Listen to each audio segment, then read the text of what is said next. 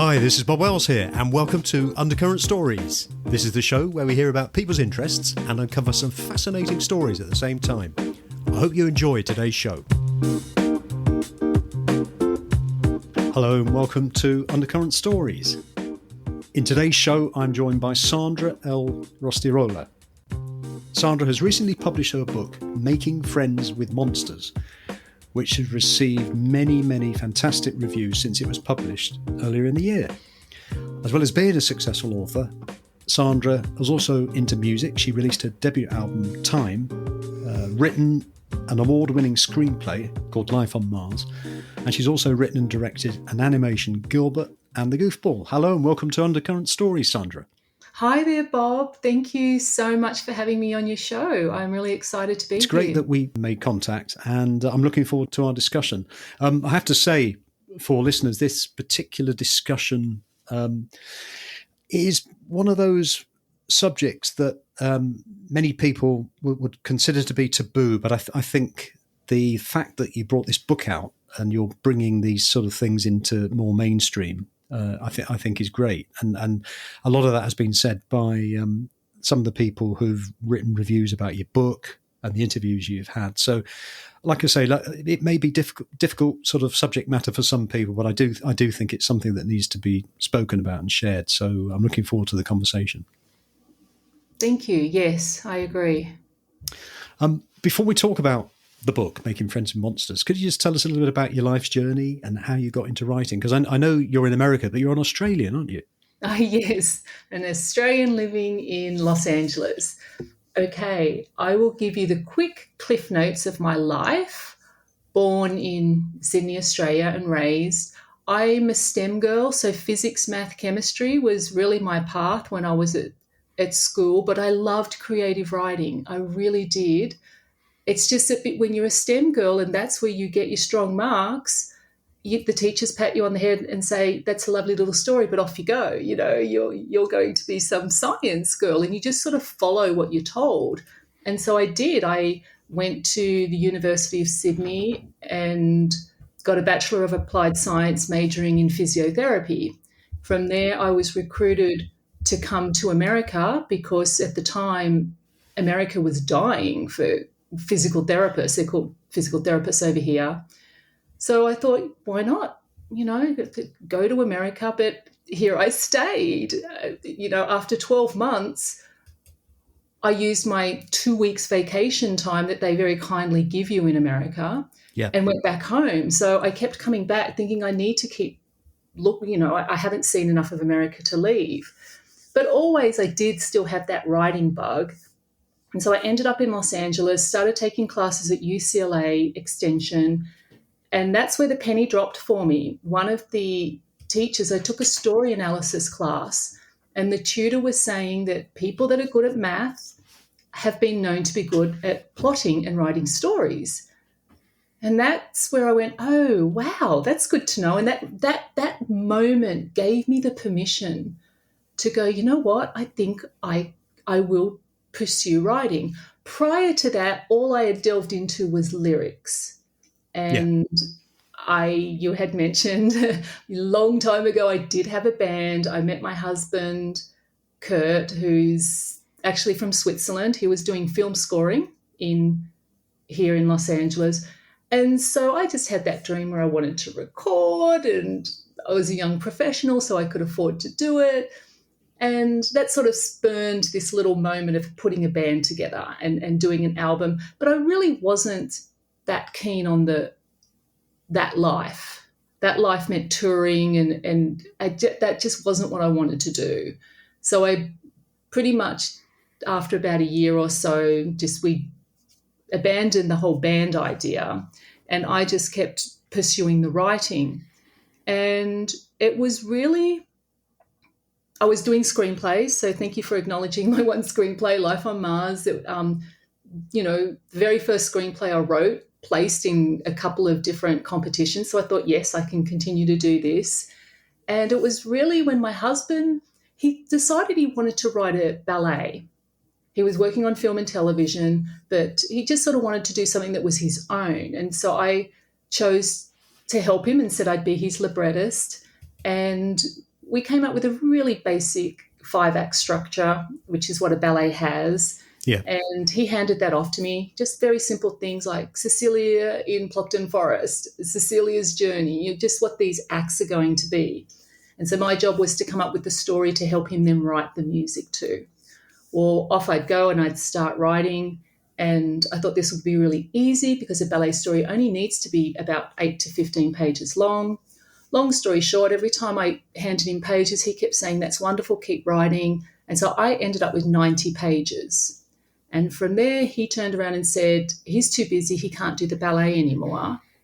And so I'm looking at all this work product and I just went, "Oh, you've got to be kidding me." I said, "What am I supposed to do now?" And that's when he said, "Write the novel."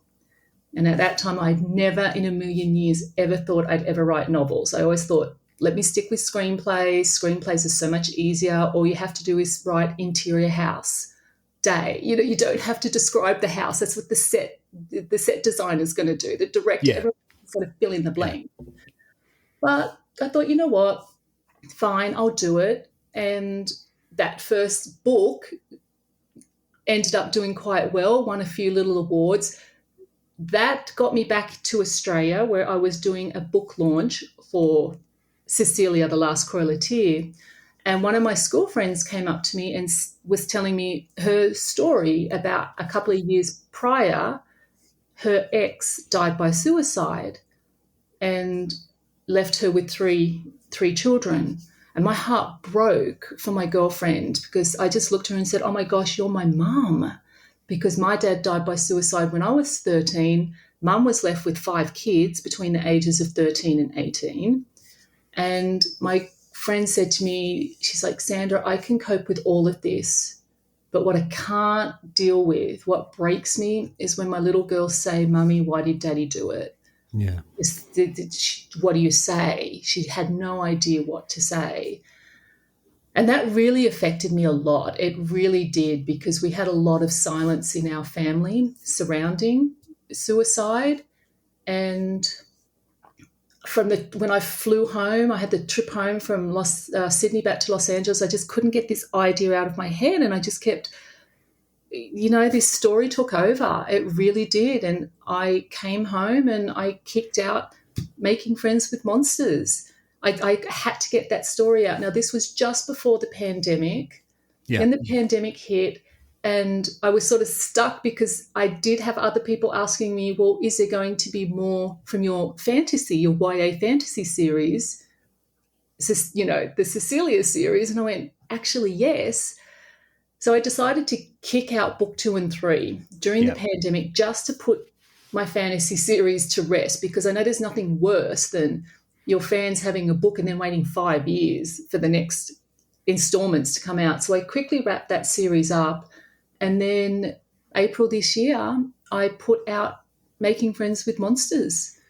And it's been a bit of a whirlwind ever since. It is a little scary when you do put a book out that tackles these heavier and potentially darker themes. Yes. But I'm very happy that people are appreciating it and understanding where I'm coming from. And I've got an author statement in the beginning that clearly lays out why I wrote the story and what the reader can expect. And my readers have been very gracious to me, because ones that realize that because I basically say, if you feel like this book isn't ready for you, that's fine. It'll be here for you later. And I have had people write reviews and they've still been very nice. They haven't been harsh to say, well, this is a 1 or a 2 because it's triggering. They're like, no, this author was completely fair. This author told me what potentially I was going to get into. And, I read the opening and the writing was lovely, but it got to points where it didn't work for me, but that's okay. And I'm not going to finish it at this time. Yeah. And I'm not fine with that. I am completely fine. And they've been very, very gracious, and they're still giving me great marks because they're still honoring what I'm doing and they understand why I'm doing it. They personally, whatever loss they've had has just been a little bit too soon. So maybe in a year or 2 or 3, it'll be, they'll be ready for it. And that's the whole point of my story. Yeah, and one of the things I find quite interesting is on the people that have left the reviews, and there's been many of them. seeing it as it is a young adult book, it looks as though it's been read by many adults. It is. Which is quite interesting. Can you just tell us your thoughts on that I and know. why? It's look, here's the thing. Young adult in general probably has just as many adult readers as young adult readers. And I think one of the reasons why young adult is just loved by adults in general as a genre is it's usually the stories are not complicated. You have one protagonist, one point of view, very, I don't want to say simple prose, but we're not getting into all these complex these words that you might have to have a dictionary next to you to look up some of these words, and we're not looking at things that are really, really complex, and we don't have a lot of storylines to follow. And usually they're books that can be read on the beach in one sitting because they are so easy to read. So in that regard, definitely that's one reason why I'm having a lot of adults read my book. Yeah, and what I like is that the chapters are reasonably short as well. They're very short. Which I like. That was, I would say, from my skill as an author, partly intentional and partly that was just the way it fell. But I definitely know that one way to keep a reader engaged is to keep things short and sweet, because what will happen is they get to an end of the chapter and they'll go, oh, that was quick. And they might flick through the next chapter and go, oh my gosh, this next one's pretty short. Let me read that. And the next thing they know, they've read the book. Yeah, and I think certainly from my perspective, and there may be other people like me, there may not be, but I'm one of these people, I haven't got hours to read, so I tend to sort of read just before I go to sleep. So I'll go to bed 10, 15 minutes, and you can usually do a couple of short chapters, which keeps you interested in your following evening, doing the same Exactly. thing. As long as you do, you definitely keep a little cliffhanger at the end of the chapter. Yes. And that's what I always made sure that I did, that each chapter at least ended with something where hopefully the reader's thinking, gosh, how's the family going to get through this little stumbling block, or what's going to happen now, kind of thing. So we've talked about the book and the purpose of it and everything, but could you just tell listeners a bit about the central concept of the story, please? Sure.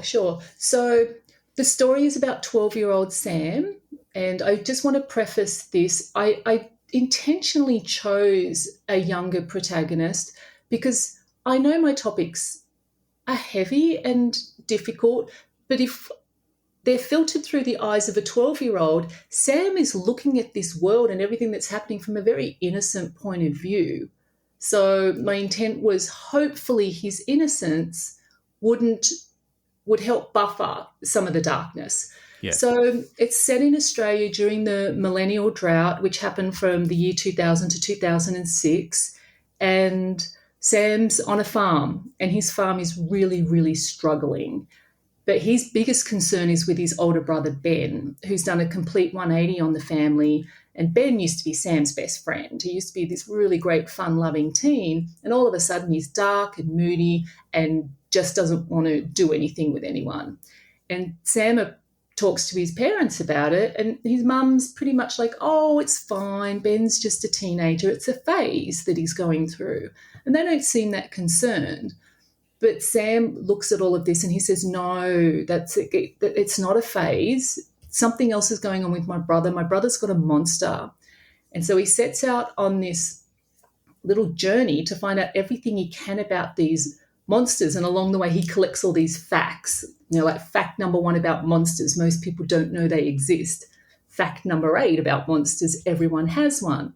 And his hope is that once he gets all this research, he'll be able to help his brother with his own monster.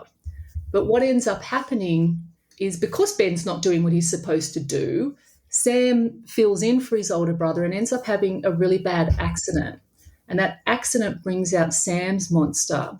And that's kind of the big journey I wanted the reader to go through, where they're actually living, watching, they're right with Sam as Sam starts to devolve and his monster starts to take over. And then they watch as Sam deals with it, and how's he going to deal with his monster, and what does Sam have to do in order to make friends with his monster, which is the premise of the book.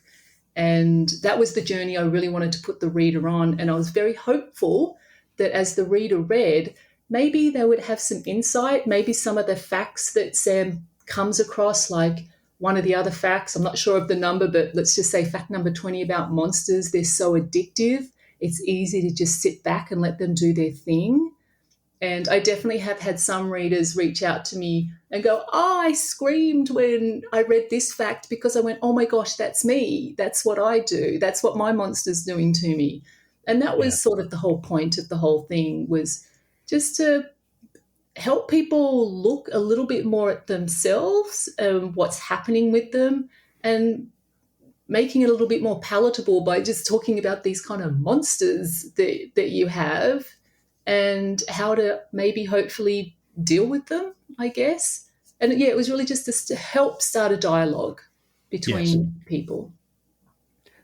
So I think you've covered. I was going to ask you what people can expect from the book, but I think you've covered that really, because obviously the book deals with many issues such as grief, suicide, poverty, injury, and various other taboo subjects, which you consider to be monsters.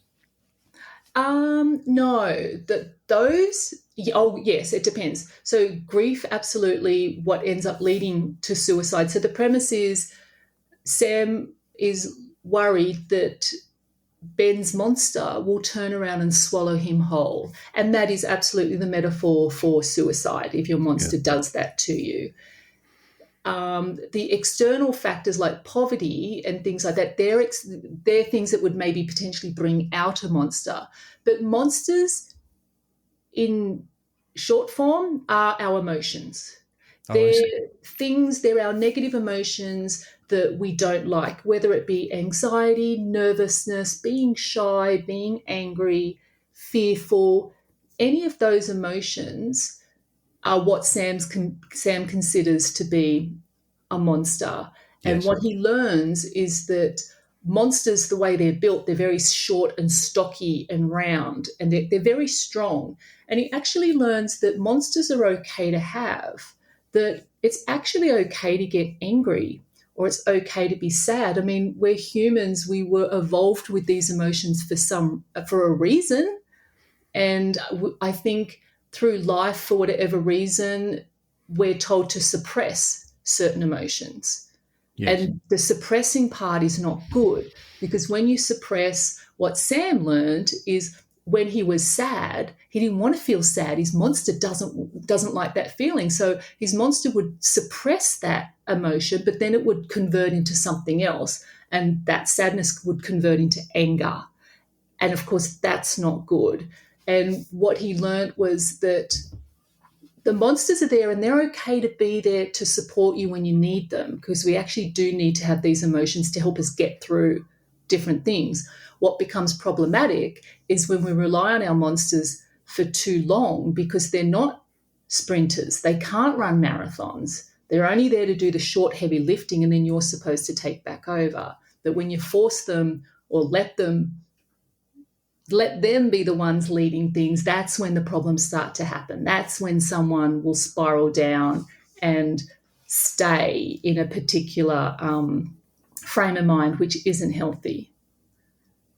Thank you. So ultimately, monsters are our emotions. And the big part why I wanted to kind of get to young readers is especially young teens, and when you're in like upper middle school areas, we have big emotions. Hormones are coming in and they have these big emotions and they have no idea how to deal with them. And so I'm hopeful if they read my book, they'll be like, oh, that's just my monster going a little bit crazy at the moment, and that's okay for my monster to be angry for a little while and live in that emotion, but then move on once you've acknowledged what's happening. And how important is it to? So what you're basically saying, as I understand it, is you have an emotion. It could be fright or anger or anxiety.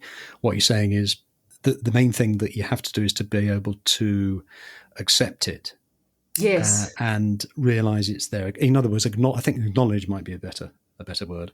Mm-hmm. Acknowledge it and then move on. And how would you say important is talking and sharing about and I'm talking about young people particularly, how important is it for them to share how they feel with other people? Oh, yeah, that's hugely important, because the thing is, it's very difficult to share what's going on if you haven't actually bothered to stop and think about what's going on. So if you at least have that one step to acknowledge, oh gosh, I'm really angry about whatever, maybe it's this little thing, that is going to be so, if, if you don't have that acknowledgement first, it's going to be very difficult for you to even be able to talk about your emotions, and you're not even going to be able to understand them. But sharing is hugely important. However, the caveat is, so Sam has this little interaction with his love interest, and she's going through something, and Sam goes up to her and he notices that she's really withdrawn and not her normal interactive bubbly self, and he says to her, is everything okay? And she says, no, Yeah. everything's not okay. Oh no, sorry, she says, no, I'm okay. However, my monster's not. He wants to be left alone at the moment. That's how she approaches it. Yes. And poor Sam is like, oh, he's like, okay, that hurts a little bit. But then he says, at least it's her monster telling me to go away and not her. And so he's like, that's fine. I'm going to give her space. So he leaves and gives her a space. So it's sort of a two-way street. Sometimes when people are in a heightened state of emotions, if we are able to look at our friends or our loved ones or our partners and go, ooh, they're in a high state of emotion at the moment, their monster's going a little bit crazy, I'm going to give them space and not push them. I'm going to step away. So it becomes a two-way street, where if you can look at people's emotions as their monsters being a bit heightened and giving them space, that's going to help your relationship, in as much as that person going through that moment, right at that moment, they might not be able to talk about what's going on. But if they comprehend that they've got this emotion and they're just going to live with it until it calms down, then in that calm phase, they're able to go back to their partner and loved one and say, hey, look, I was a bit of I don't want to swear, but a bit of an a-hole back a little while ago. I'm so sorry I did that. It just helps to create a dialogue. But I don't know whether people can talk about their emotions right in the moment that they're going through it. Does that make sense? Yes, it does. I mean, I think after. it's that whole thing of acknowledging, and I think, us adults as well, we probably sometimes go off on one, and perhaps need to take time to acknowledge. But sometimes, even though you think, I need to acknowledge it and accept that feeling as it is, sometimes in the heat of the moment, you don't even think about acknowledging it. And what would you suggest to people, not just young people, but people who, by your suggestion about acknowledging something, how can they make themselves always remember to acknowledge? I think part of it is, I guess I'm going to talk from the standpoint of one of the reviews that I read online, where for them, that was the penny drop moment for them. They acknowledged that one of their emotions, like they would be quick to anger or frustration. And I wish I had it pulled up so I could read it. And they said, oh my gosh, it's such a simple solution, but they actually never even thought to acknowledge their emotion. And just having that penny drop that it was okay for them to acknowledge their emotion, I think knowing that was all they needed. Does that make sense? It's because they never even knew to think about acknowledging emotion. This has got me thinking, because it resonates with, I think it was Viktor Frankl, who said that there's a gap between stimulus and response. Therein sort of lies the ability to be able to either react to something or respond to it. So when you feel yourself, somebody says something, you feel yourself going to give a sharp retort, you've got the freedom then to actually acknowledge it and respond rather than just react. Yeah. I think it's connected, isn't it? Yeah. So I guess ultimately it's learning. I don't know whether there is anything I can tell people to how to remember to acknowledge. It's more, now that you've learned that 1 + 1 = 2, you know what I mean? Like, now that you've learned it's okay to acknowledge your emotion, I think that's the key. Yeah. He's going, oh, I'm going to acknowledge, I'm going to give myself permission to feel this way rather than fight the emotion. I think a lot of people tend to fight the emotion or ignore it. Like anger is such a great emotion because it feels so good. Let's face it. I think, Yeah. we feel so good in anger because it dulls so many of the other emotions that we don't want to feel. And I'll talk from my personal experience. My personal experience is anger is my default emotion. And I will be upset. Someone will hurt me. I'll feel physical hurt, pain.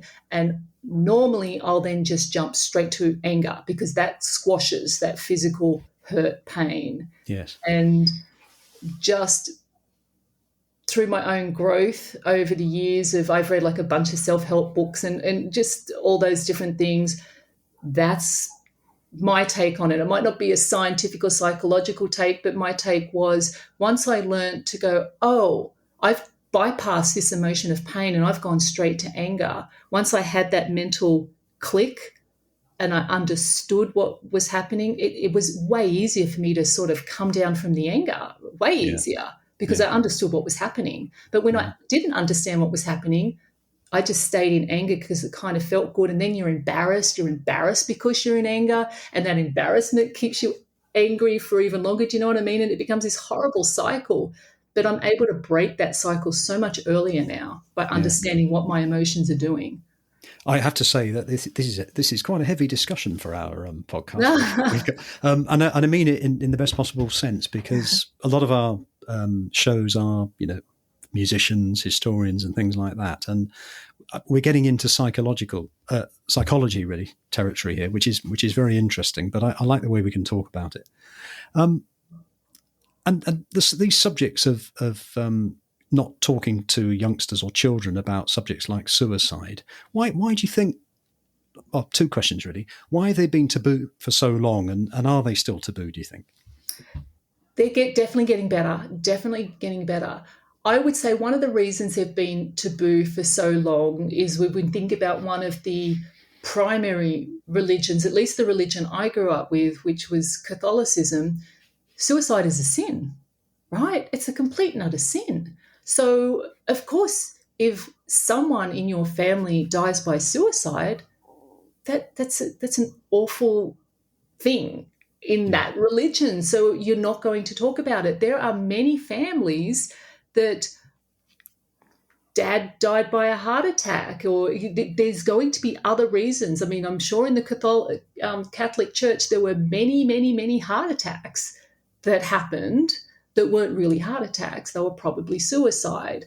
And in my family, that was the big thing that caused, I would say, me a lot of anguish.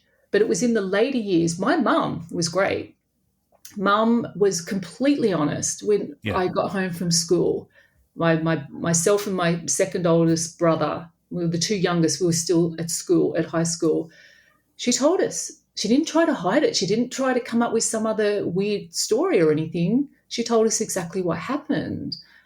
And that didn't weird me out or anything. I think I was No. just, it's what I needed to know. It was the Yes. next generation. It was when my siblings got older and they had children. When the kids started to ask, hey, Mum, what happened to Papa? What happened to Grandpa?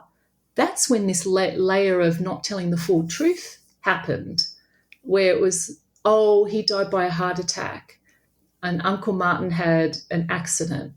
Yes. And they never knew. And that confused me. I'm over in America not knowing all this. And I came home one year and I had no idea that these alternate stories had been told to my nieces and nephews. And that just caused this undercurrent of frustration at my end because I felt like it's not my responsibility to tell my nieces and nephews the truth, Yeah. and I didn't want to lie to them. And yeah, honestly, it was just weird. It was really weird, and it was actually my book. I have to say, it was my book. When it came out, I had to tell my family this book is coming out. I am going to be talking about my family history. So it's probably time that you guys sit down and have a talk. Yeah, and I totally get the the Catholic Church and it's a sin and all that. But I guess, do you think that children, or is there any evidence to suggest that children are perfectly capable of hearing these sort of hearing about these There's subjects? And is there an age limit? Would you talk Yeah, to a very young so child? there is a study that was done, and this institute, what are they called? Um, oh, I can't think of what they're called, but they're out in Utah, and Yeah, they've done a whole bunch of studies, and I really like their guide. Basically, the premise always is never lie.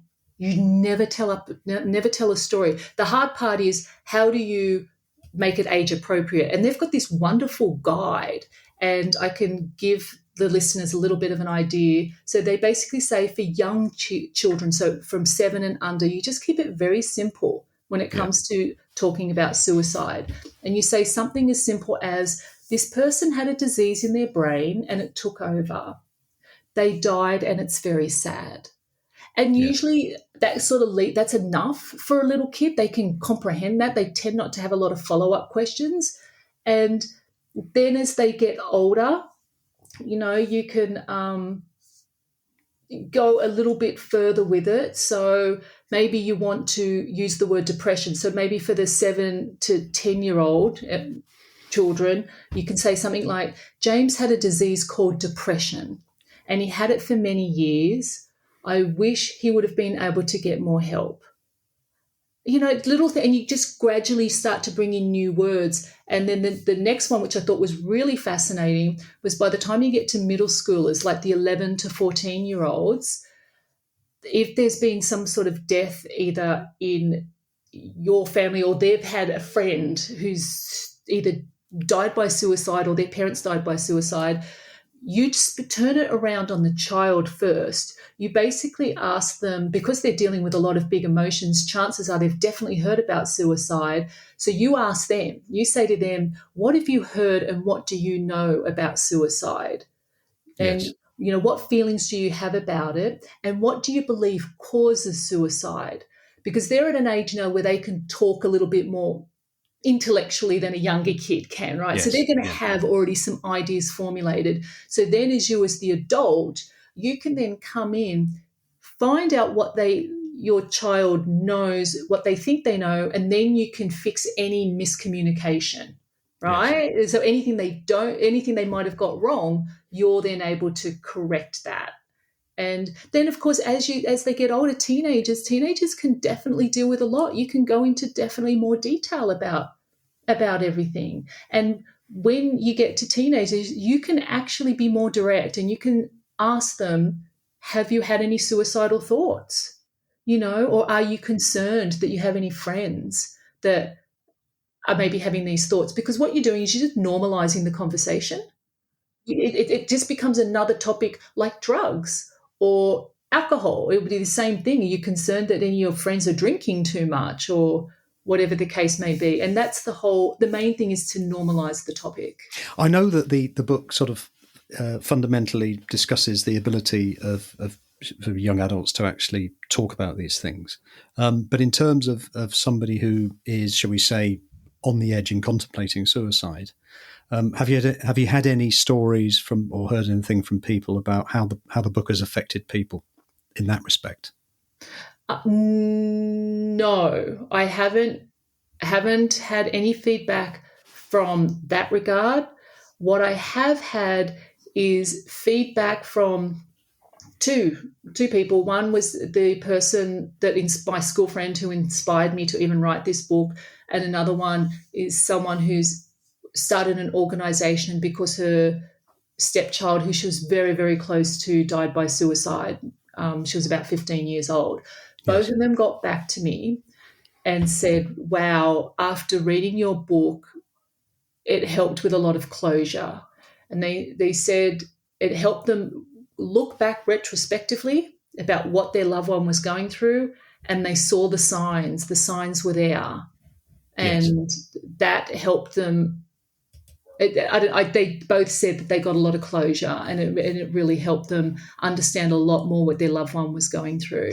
And I guess that if a young adult read this book, or even anybody any age would read the book, it provides the opportunities to sort of have a look at what possible signs could be if they were looking at somebody else and thinking, well, that person's acting out something which could be, a possibility of suicide. Exactly. Yeah. So I haven't had that direct feedback yet of, wow, I was on the edge, I read your book and I'm no longer on the edge kind of thing. But I definitely have had younger adults, I mean, like young adults, which would be young 20s.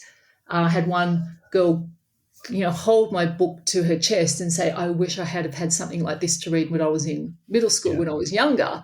It would have helped them. They said they just would have helped them understand so much more about what was going on.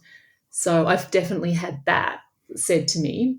And what I had was beta readers. So before you publish, you make sure you have your target audience read your book, and that target audience included parents. So parents and kids from about 11 to 15. And two of my readers, both of which were boys, they both wrote me letters, which broke my heart. It was so heartwarming because while I want everyone to read this book, I've got a soft spot for boys because it's my dad and two brothers that have died by suicide. So the fact that they connected with Sam and they just loved the story enough that they wrote me letters to say how much they loved the story. And one of them, I mean, he even wrote, this book could save lives. He really thought it would be great if teachers had it as a book to read in class, and then you're sort of having a Q&A discussion with the kids and the teacher, that would be just such a great way to get this story out there. And of course I'm like, yes, that's exactly. Well, that was a good segue to my question. I was going to ask about that because obviously by the sound of it, if it was the sort of book that was in the curriculum, or even in a library that young adults could read, I think it would be fantastic. So have you spoken to anybody in education or any teachers about it? Oh, absolutely. So one of the big conferences I went to, it's called the ALA, which is the American Library Association. That was amazing because that was my target audience. I had all these librarians there, and it was really great because when you release a book, you do all these things to get ARC readers. So you send out galleys because you want to get the awareness out before it becomes alive. And you just got to be bold. When I was at the conference, you've got to sort of go up to all these librarians and start telling them about your book. And there was a whole group sort of lined up for something else. And it was just lovely to hear this one librarian. She said, oh, Making Friends with Monsters, I read your book and I loved it. She had read it because she'd received an early ARC. And I went, that's amazing. And another conference that I was invited to go to with a group called the ACRC, which is the Association of Children's Residential Services, they invited me to their annual conference in Minneapolis back in May. Wow.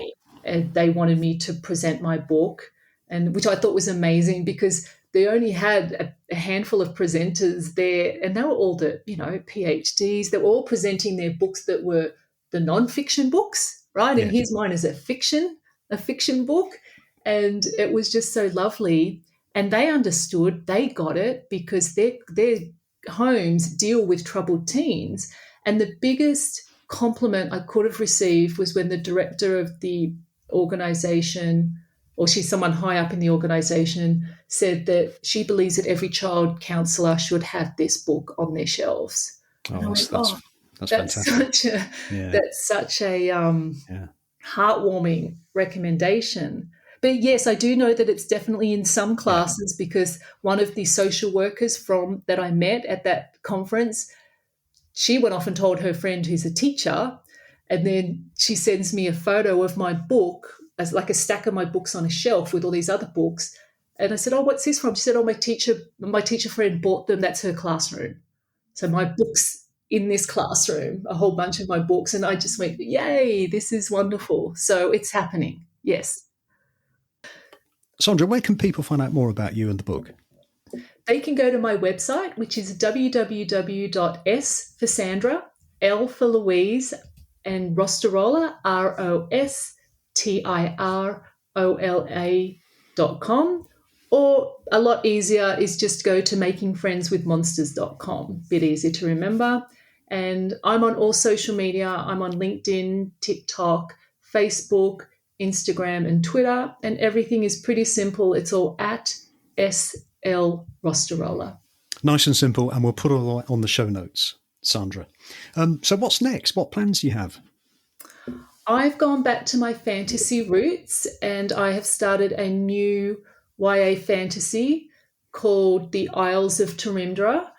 And it's still in early days. I've definitely done all the backstory, so I've really built this world out big time. But the premise is these lands have lost their magic. They used to have magic, and all the magic is gone. And our young protagonist, Regan, she's actually a princess, and she's really frustrated because she knew that magic used to exist, and she's frustrated that she's living in a time where magic doesn't exist. But then people start to display magical abilities, and she's wondering why. How is this happening? And the frustrating thing is she can't. There's something about her that's very different from everyone else, and she doesn't know what it is or why. And that's going to be the premise of this, hopefully maybe 4 or 5 book series. And this will be for young adults again, will it? Again, it will be for young adults. Have yes. you considered writing for adults? No. Because you were getting me interested then. I don't think so. I think, no, I'll just leave it. I'll just leave it at that. Yes. I mean, I was thinking of C.S. Lewis and Tolkien, but some would argue they are for young adults. Well, here's the thing. When they wrote their books, especially Tolkien, I'm not even sure these genres existed. The age grouping didn't exist, the YA thing. That's just more of a recent book-selling tactic, if that makes sense. But when you look at Tolkien, the story is absolutely YA, absolutely. Yeah. But the way he's written it, it's hard to read. He goes into a lot of backstory. You know, he's got his path, but then off he'll go. He'll go off and tell you about the elves, and you're off in this other world for sometimes several pages. And that, I think that's the big difference that YA has. You don't do that. You keep it simple and stay in the one point of view. Well, Sandra, this has been a really interesting conversation. I know we've tackled some difficult subjects here. Yes. But I think with the work that you've been doing and bringing it out to making it more less taboo for the whole world, and if that can help a few people, just a few people, that's fantastic. My guest today has been Sandra L. Rostirolla. Sandra has brought out her new book, Making Friends with Monsters, and you can find details about the book and all the links to Sandra's work on the show notes. Thank you for coming on the show, Sandra. Thank you for having me, Bob. I really appreciate you and all that you do.